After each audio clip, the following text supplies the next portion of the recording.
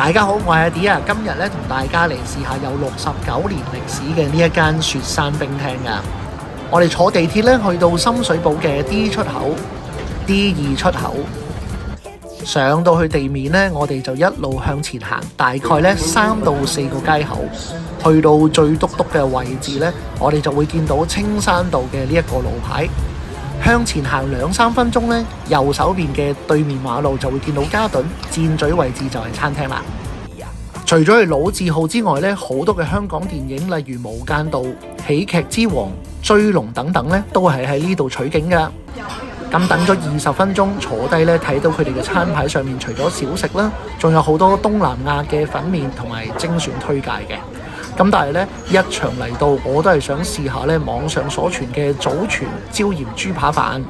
個豬扒飯一上台，最開心咧就係見到佢呢個炒飯底，解決咗我由細到大咧食椒鹽豬扒唔知點食個白飯嘅問題。咁啊見到咧佢哋嗰啲炒飯咧，除咗粒粒分明啦，亦都炒得好乾身，蛋嗰個嘅份量咧都幾多㗎。而且咧佢哋個豬扒碎上啦，見到中間咧都係肥瘦相間嘅。豬扒有嚼頭得嚟咧，又唔會太韌。再嚟咧係佢哋避風塘嘅生炸雞髀，咁啊淨係見到面頭咧滿滿嘅炸蒜就已經食慾大增啦。切開嘅時候咧，仲見到啲煙係飆緊出嚟嘅，而且咧外脆內軟。另外咧配合埋佢哋嘅炸蒜咧，就真係冇得頂啦。餐飲咧叫咗杯茶酒紅豆冰，咁飲落咧比起上次喺永年咧淨係嗌奶茶紅豆冰咧，多咗一份嘅甜味啦，更加配合個紅豆嘅。而且咧底部嘅紅豆全部都係起沙嘅添。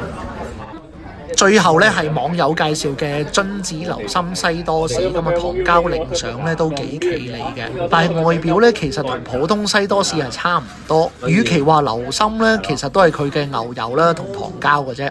不過食落去有個驚喜咧，就係佢一啲都唔流嘅。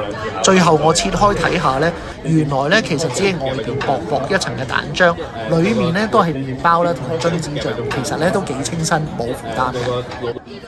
食完晒咧都已經係成個鐘頭，去到大概2點半鐘，周圍睇一睇咧都依然係坐滿晒人啊！我咧都要同3個靚仔一齊搭台，出到門口咧都依然係大排長龍嘅。